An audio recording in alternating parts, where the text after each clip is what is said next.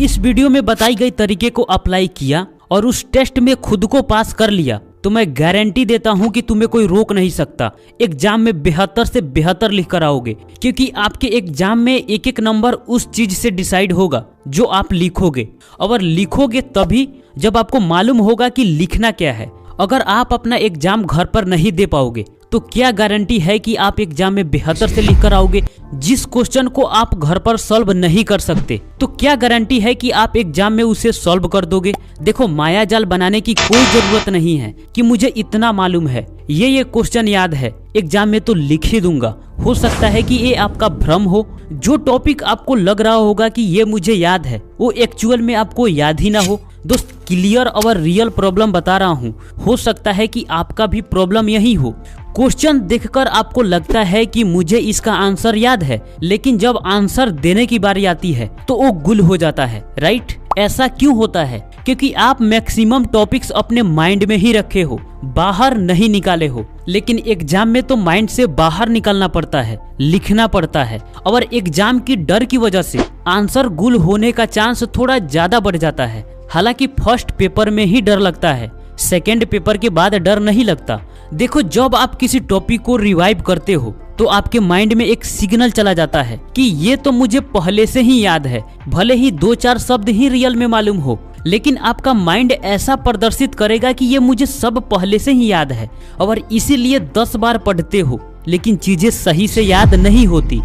और ऐसे ही आपको लगता है कि मैंने कई बार रिवीजन किया है तो ये तो याद है, लेकिन वो ज्यादा काम नहीं आती। अब एक एग्जाम्पल से समझो। 2 इंसान को एक ही जैसा कुल्हाड़ी से लगभग एक ही जैसा सभी पेड़ था काटने को बोला गया। एक इंसान डायरेक्ट पेड़ को काटने लगा और वो पूरी जी जान लगाकर पेड़ को काटे जा रहा है। और जो दूसरा इंसान है वो बैठा हुआ है, कुछ देर पेड़ काटता है और कुछ देर आराम करता है। शाम को देखा गया कि पहला इंसान जो सबसे ज्यादा मेहनत कर रहा था वो टोटल 50 पेड़ ही काटे हैं, और जो दूसरा इंसान था जो आराम भी कर रहा था और पेड़ भी काट रहा था वो टोटल 100 पेड़ काट दिया है। और पहला इंसान सोच रहा है कि इससे ज्यादा मेहनत करने के बावजूद मैं इससे ज्यादा पेड़ क्यों नहीं काट पाया, और ये बात सोचकर वो निराश हो रहा है। लेकिन उसको ये पता नहीं है कि जो दूसरा इंसान आराम कर रहा था वो आराम ही नहीं कर रहा था, एक्चुअल में कुल्हाड़ी का धार तेज कर रहा था।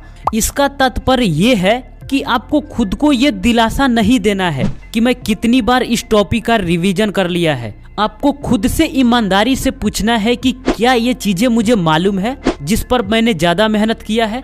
और एग्जाम टाइम में यही होता है, रिवीजन तो खूब करते हैं लेकिन लास्ट में साला भूल जाते हैं। ऐसा इसलिए होता है क्योंकि वो आपके माइंड में क्लियर नहीं है।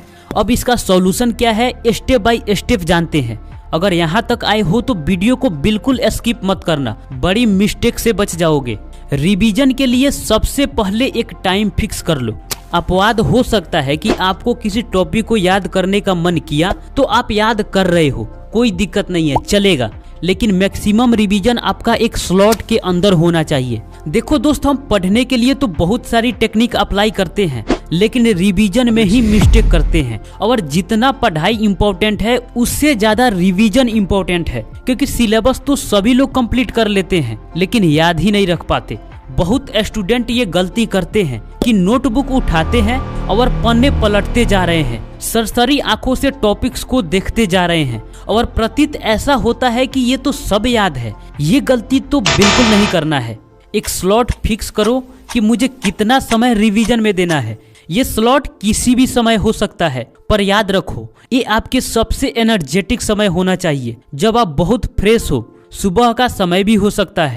अब आप ये फिक्स करो कि किस किस टॉपिक का मुझे रिवीजन करना है, या अभी मैं कितने क्वेश्चंस याद करने वाला हूँ। 5 क्वेश्चन हो सकता है, 10 क्वेश्चन हो सकता है, जो भी हो। अब उस सभी क्वेश्चंस को एक पेपर पर पहले लिख लो। जैसे कि एग्जाम में आपसे ये 5 क्वेश्चन पूछा जाएगा। अब इस सभी क्वेश्चंस का आंसर आप याद कर लो। जब आपको लगे कि ये सभी क्वेश्चंस याद हो गए हैं, अब मुझे नोटबुक को रख देना चाहिए। अब यहाँ असली खेल शुरू करो। और मैक्सिमम स्टूडेंट्स का रिवीजन यहीं पे खत्म हो जाता है, लेकिन आपको एक स्टेप और आगे बढ़ना है। अब आप उस सभी क्वेश्चंस का आंसर लिखो जो अभी अभी आप याद किए हो। मैं शुरू में ही बोला हूँ कि हो सकता है कि ये आपका भ्रम हो कि मुझे याद हो गया है, लेकिन जब लिखोगे तब पता चलेगा कि अच्छा तो इतना लाइन मिस हो गया। और यही एग्जाम में होता है। घर से जब पढ़कर जाते हो तो लगता है कि सब याद है, लेकिन आधा लाइन भूल जाते हो। पर अभी आप तो घर पर हो, तो फिर से याद करो और फिर से लिखो। जब तक आप बिना मिस किए क्लियर आंसर दे नहीं देते, तब तक आप ये खुद से मत कहो कि ये आंसर मुझे याद है। तो अगर पूरी मेहनत का आउटपुट निकालना चाहते हो एग्जाम में, तो याद करने के बाद उसे लिखना मत भूलना। इसलिए हर बार बोलता हूँ कि पहले घर पर एग्जाम दो, फिर बाद में एग्जाम हॉल में। सिर्फ क्वेश्चन बदले हो सकते हैं, आपका एक्सपीरियंस नहीं बदल सकता। तो दोस्त, ये रहा रिवीजन करने का एक परफेक्ट तरीका। आपको ये कैसा लगा कमेंट बॉक्स में जरूर बताना। मिलते हैं आपसे फिर अगले वीडियो में, तब तक के लिए आपका धन्यवाद।